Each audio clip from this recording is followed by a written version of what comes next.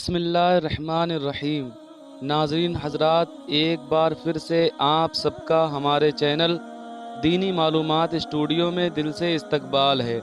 آج ہم آپ حضرات کو سرکار غوث اعظم رضی اللہ تعالی عنہ اور 60 ڈاکوؤں کا واقعہ بتانے جا رہے ہیں۔ آپ حضرات سے گزارش ہے کہ ہمارے ساتھ ویڈیو میں آخر تک بنے رہیے۔ تو چلو دوستو، ویڈیو کو شروع کرتے ہیں۔ حضرات، جب سیدہ ام الخیر فاطمہ رضی اللہ تعالی عنہا کی عمر 78 برس کے قریب تھی، اس وقت آپ کے سر سے والد محترم سید عبداللہ سومعی رضی اللہ تعالی عنہ کا سایہ سر سے اٹھ چکا تھا۔ ضعیف العمری کے اس عالم میں ان کی امید کا مرکز سیدنا سرکار غوث اعظم رضی اللہ تعالی عنہ ہی تھے، اور سرکار غوث اعظم نے بھی بغداد جانے کی اجازت طلب کی۔ جوان فرزند کا ایک لمحہ کے لیے آنکھوں سے اوجھل ہونا گوارا نہ تھا، اور پھر بغداد کا سفر کوئی معمولی سفر نہیں تھا۔ اس دور میں کوئی بس یا ٹرک یا ٹرین نہیں تھی۔ لوگ قافلوں کی صورت میں پیدل یا اونٹوں اور گھوڑوں پر سفر کیا کرتے تھے۔ بغداد جیلان سے کم و بیش 400 میل کی دوری پر تھا۔ سفر میں ہزاروں مصیبتیں اور خطرات ہوتے تھے، لیکن جس بلند مقصد کے لیے سیدنا عبد القادر جیلانی رضی اللہ تعالی عنہ نے بغداد جانے کا اظہار کیا تھا، اس سے ام الخیر سیدہ فاطمہ رضی اللہ تعالی عنہا جیسی پاک باطن ماں بھلا اپنے فرزند کو کیسے روک سکتی تھی؟ پرنم آنکھوں سے لختے جگر کے سر پر ہاتھ پھیرا اور فرمایا، میری آنکھوں کے نور، تیری جدائی تو ایک لمحہ کے لیے بھی مجھ سے برداشت نہیں ہو سکتی، لیکن جس مبارک مقصد کے لیے تم بغداد جانا چاہتے ہو، میں اس کے راستے میں حائل نہیں ہوں گی، اور میری دعا ہے کہ تم ہر قسم کے علوم ظاہری و باطنی میں درجہ کمال حاصل کرو۔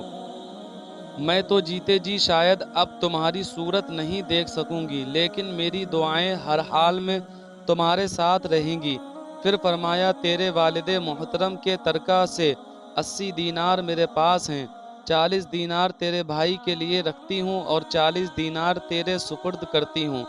سیدہ ام الخیر فاطمہ رضی اللہ تعالی عنہا نے یہ 40 دینار سیدنا سرکار غوث اعظم رضی اللہ تعالی عنہ کی بغل کے نیچے آپ کی گدڑی میں سی دیے، اور پھر ان کے حق میں دعائے خیر فرمائی۔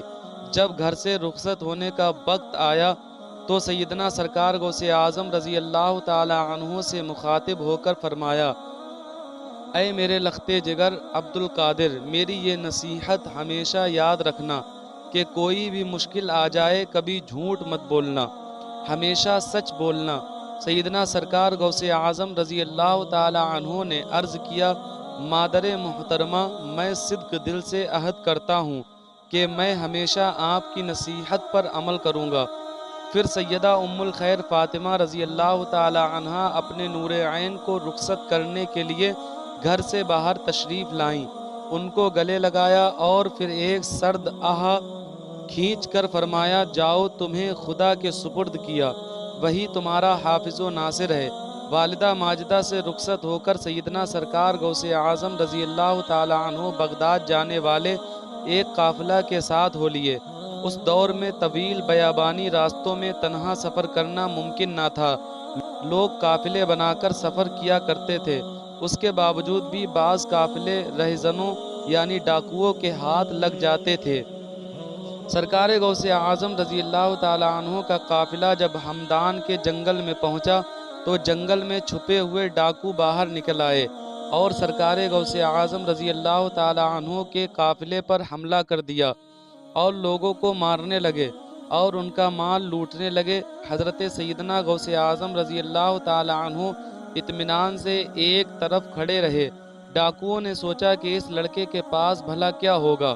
اتفاقاً ایک ڈاکو کی نظر ان پر پڑی اور اس نے سرکار غوث اعظم رضی اللہ تعالی عنہ سے پوچھا، کیوں لڑکے، تیرے پاس بھی کچھ ہے؟ تو سرکار غوث اعظم رضی اللہ تعالی عنہ نے بلا کسی خوف و ہراس اطمینان سے جواب دیا، ہاں، میرے پاس 40 دینار ہیں۔ ڈاکو کو سرکار غوث اعظم رضی اللہ تعالی عنہ کی بات پر یقین نہ آیا اور وہ آپ پر ایک نگاہ استہزا ڈالتا ہوا چلا گیا۔ پھر ایک دوسرے ڈاکو نے بھی سرکار غوث اعظم رضی اللہ تعالیٰ عنہ سے دریافت کیا، لڑکے تیرے پاس کچھ ہے؟ تو سرکار غوث اعظم رضی اللہ تعالیٰ عنہ نے اسے بھی وہی جواب دیا کہ ہاں میرے پاس 40 دینار ہیں۔ اس ڈاکو نے بھی سرکار غوث اعظم کی بات کو ہنسی میں اڑا دیا اور اپنے سردار کے پاس چلا گیا۔ پہلا ڈاکو وہاں پہلے ہی سے موجود تھا اور لوٹ کے مال کی تقسیم ہو رہی تھی۔ ان دونوں ڈاکوؤں نے سرسری طور پر غوث اعظم رضی اللہ تعالیٰ عنہ کا واقعہ اپنے سردار کو سنایا۔ سردار نے کہا ذرا اس لڑکے کو میرے سامنے لاؤ۔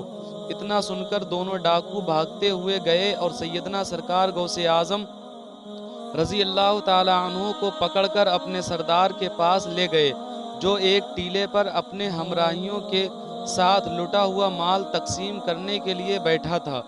جب سرکار غوث اعظم رضی اللہ تعالیٰ عنہ کو اس کے پاس لایا گیا تو اس ڈاکوؤں کے سردار نے سرکار غوث اعظم رضی اللہ تعالیٰ عنہ سے معلوم کیا کہ اے لڑکے یہ بتاؤ تمہارے پاس کیا ہے؟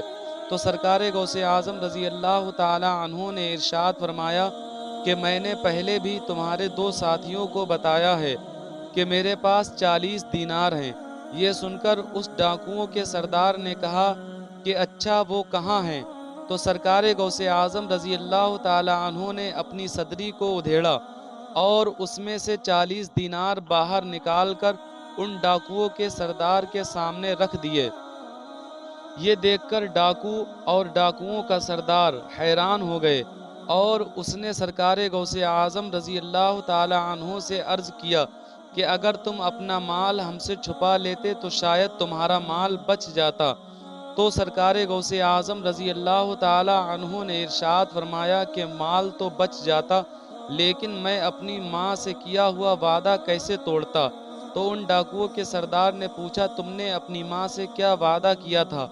تو سرکار غوث اعظم رضی اللہ تعالیٰ عنہ نے فرمایا کہ جب میں سفر کے لیے نکلا تو میری ماں نے مجھ سے عہد کیا تھا کہ بیٹا کسی بھی مشکل وقت میں جھوٹ مت بولنا، ہمیشہ سچ بولنا۔ جب ان ڈاکوؤں کے سردار نے اتنا سنا تو فوراً آپ کے قدموں پر گر پڑا اور رو کر کہنے لگا کہ ایک ہم ہیں جو اپنے رب سے کیا ہوا وعدہ روز توڑتے ہیں اور ایک یہ بچہ ہے جو اپنی ماں سے کیا ہوا وعدہ تک نہ توڑ سکا۔ پھر ان ڈاکوؤں کے سردار نے کہا کہ میں آپ کے دست مبارک پر توبہ کرتا ہوں۔ پھر اس نے توبہ کی اور اپنے ساتھیوں سے کہا کہ آج سے میرا اور تمہارا کوئی تعلق نہیں۔ یہ سن کر ان ڈاکوؤں نے کہا کہ جب تک ہم چوری ڈکیتی کرتے رہے تب تک آپ کے ساتھ رہے، اور اب اگر آپ توبہ کرتے ہیں تو ہم سب بھی توبہ کرتے ہیں۔ اور پھر ان سب ڈاکوؤں نے مل کر توبہ کی اور جن جن لوگوں کا مال لوٹا تھا ان کا مال ان کو واپس کر دیا۔ تو دوستو آج کی ویڈیو بس یہیں تک تھی۔ امید کرتا ہوں آپ حضرات کو ہماری یہ ویڈیو ضرور پسند آئی ہوگی۔ اگر ویڈیو پسند آئی ہو تو ویڈیو کو لائک کریں اور ہمارے چینل دینی معلومات اسٹوڈیو کو ابھی سبسکرائب کریں۔ ملتے ہیں اگلی ویڈیو میں، تب تک کے لیے اللہ حافظ۔